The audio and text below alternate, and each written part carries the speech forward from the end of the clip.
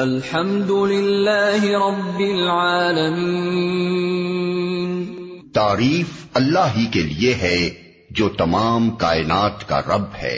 اور اللہ تعالیٰ سے محبت کرنے کے لیے رسول اللہ صلی اللہ علیہ وسلم کی پیروی کرنی پڑے گی، قرآن اور احادیث دونوں کا اتباع کرنا پڑے گا، تبھی اللہ تعالیٰ کی محبت ہمیں نصیب ہوگی۔ اور پھر ہمیں اللہ تعالیٰ سے محبت کرنی پڑے گی۔ جب ہم اللہ سے محبت کریں گے تب اللہ تعالیٰ ہم سے محبت کرے گا۔ تو یہ دو طرفہ معاملہ ہے، ایک ہماری محبت ہے، ایک اللہ کی محبت ہے۔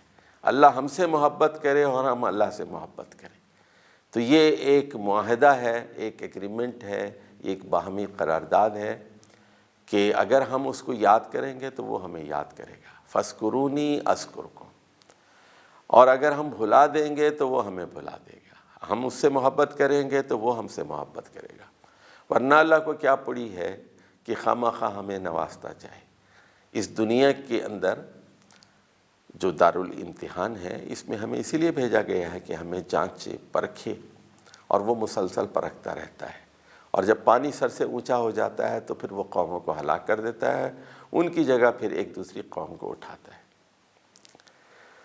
تو دوسری بات جو اس میں بڑی اہم ہے محبت کے بعد، کہ ہمارے رویے اپنے مسلمان بھائیوں کے ساتھ اچھے نہیں، ہم خود اپنے مسلمان بھائیوں پر ظلم کرتے ہیں اور معاشی ظلم کرتے ہیں، انہیں قتل کرتے ہیں، گالی گلوچ سے کام لیتے ہیں۔ ہمارے اندر امت کے لیے وہ محبت ابھی پیدا نہیں ہوئی جس کا تقاضا قرآن اور سنت کرتے ہیں۔ تو مومن کے لیے ہمیں نرم ہونا چاہیے۔ ہمارا بھائی ہے، وہ اہل ایمان ہے، اور اس نے یہ عہد کیا ہے کہ میں قرآن و سنت پر چلوں گا۔ ہمارا بھائی ہے، کلمہ گو مسلمان ہے، اس کو پڑھانا، اس کو سکھانا، اس کو دین کی باتیں بتانا، اور وہ ہمارا بھائی ہے، اس کی تربیت کرنا، یہ ہماری ذمہ داری ہے، اور اس کے ساتھ اچھا سلوک کرنا، نرم سلوک کرنا۔ تو اسی لیے فرمایا گیا أَذِلَّةٍ عَلَى الْمُؤْمِنِينَ، ہمیں مومنین کے ساتھ نرم ہونا پڑے گا۔ اگر نہیں کریں گے تو اللہ تعالیٰ ہمیں ہٹا کر کسی اور قوم کو پیدا کرے گا اور اس سے پھر یہی کام لے گا۔ اب ہمیں ایک اور کمزوری پیدا ہو گئی ہے کہ ہم دوستی کرتے ہیں کافروں کے ساتھ، اللہ کے دشمنوں کے ساتھ، جو اسلام کے دشمن ہیں، جو قرآن مجید اور آخری تعلیمات جو رسول اللہ صلی اللہ علیہ وسلم کے ذریعے بھیجی گئی ہیں ان کے دشمن ہیں۔ تو فرمایا گیا کہ أَعِزَّةٍ عَلَى الْكَافِرِينَ، جو کافروں پر سخت ہوں گے، لیکن ہمارا معاملہ بالکل الٹا ہے، ہم مومنین پر سخت ہیں اور کافرین پر نرم ہیں۔ حالانکہ ہونا یہ چاہیے کہ اہل ایمان کے ساتھ ہمارا رویہ نرمی کا ہو اور کافروں کے ساتھ ہمارا رویہ سختی کا ہو۔ تو یہ جرم بھی ایک ایسا جرم ہے جس کے نتیجے میں قوموں کو ہٹا کر، مٹا کر دوسری قوموں کو پیدا کیا جاتا ہے۔ اس کے بعد یجاہد فی سبیل اللہ، وہ جو نئی قوم پیدا کی جائے گی وہ اللہ کی راہ میں جہاد کرنے والی قوم ہوگی۔ تو اس کا کیا مطلب ہوا؟ جس قوم کو مٹایا گیا ہے وہ جہاد نہیں کرتی تھی۔ دیکھیے اس وقت دنیا میں 1 ارب سے زیادہ مسلمان موجود ہیں، 57 ممالک ہیں، اور ہمارے پاس بڑی بڑی فوجیں ہیں، لیکن ہم متحد نہیں ہیں۔ مصر کی بہت بڑی فوج ہے، الجیریا کی بہت بڑی فوج ہے، ترکی کی بہت بڑی فوج ہے، عراق کی بہت بڑی فوج ہے، پاکستان کی بڑی ٹرینڈ اور بڑی تجربہ کار اور باہمت فوج ہے۔ تو امت مسلمہ کے پاس طاقت موجود ہے، لیکن ضرورت اس بات کی ہے کہ یہ قوتیں اکٹھی ہو جائیں اور یہ ساری فوجیں مل جائیں، ان میں باہمی تعاون ہو، اور پھر یہ اس سے ہمیں حوصلہ ملے گا، اس سے ہم مضبوط ہو جائیں گے، اور پھر دشمن ہمیں میلی آنکھ سے نہیں دیکھ سکے گا۔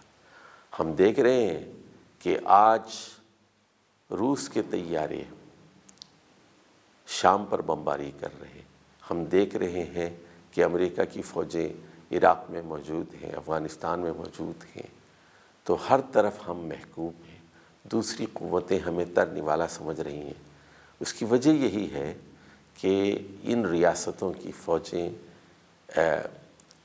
آپس میں اتحاد کا مظاہرہ نہیں کر رہی ہیں، دشمن کے لیے سخت نہیں ہیں، عزت علی الکافرین کا جو مطالبہ ہے اس پر پوری نہیں اتر رہی ہیں۔ اور اس کے بعد چھٹی بات جو یہاں کہی گئی ہے وَلَا يَخَافُونَ لَوْمَةَ لَائِمٍ، لائم سے مراد ہے ملامت کرنے والا۔ تو بدنامی سے جو لوگ ڈرتے ہیں ان کے اندر بھی کمزوری پیدا ہو جاتی ہے۔ اسلام کوئی بری چیز نہیں ہے کہ ہمیں اس پر شرمانے کی ضرورت پڑے، اسلام پر ہمیں فخر ہونا چاہیے، ہمیں اپنی نمازوں پر، روزوں پر، حج پر، امر بالمعروف پر اور حلال و حرام کے قاعدوں پر جو کچھ قرآن مجید میں بیان کیا گیا ہے ہمیں فخر ہونا چاہیے، اور شکر کے جذبات ہمارے سینوں میں لبریز ہونا چاہیے۔ اور کوئی ہمیں ملامت کرتا ہے، نام رکھتا ہے مختلف قسم کے، اور کوئی ہمیں بنیاد پرست کہتا ہے، کوئی ہمیں انتہا پسند کرتا ہے، تو یا قرآن کا مذاق اڑاتا ہے، قرآن کے کارٹونز بناتا ہے، رسول اللہ صلی اللہ علیہ وسلم کا مذاق اڑاتا ہے، تو ان تمام حالات میں ہمیں اسلام پر شرمندہ ہونے کی ضرورت نہیں ہے، لوگوں کی ملامت سے ہمیں ڈرنے کی ضرورت نہیں ہے۔ ہم حق پر ہیں، قرآن ایک سچی کتاب ہے، رسول اللہ صلی اللہ علیہ وسلم کی تعلیمات 100% صحیح ہیں، وہ اللہ کے سچے اور برحق رسول ہیں، قرآن و سنت کی کوئی چیز بھی غلط نہیں ہے، اس پر ہمیں شرمندہ ہونے کی ضرورت نہیں ہے۔ کوئی ملامت کرنے والے کی ملامت، کسی ملامت کرنے والے کی ملامت ہمارے ارادوں کو پست نہیں کر سکتی۔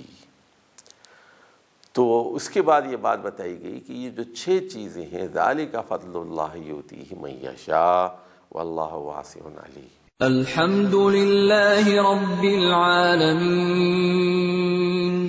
تعریف اللہ ہی کے لیے ہے جو تمام کائنات کا رب ہے۔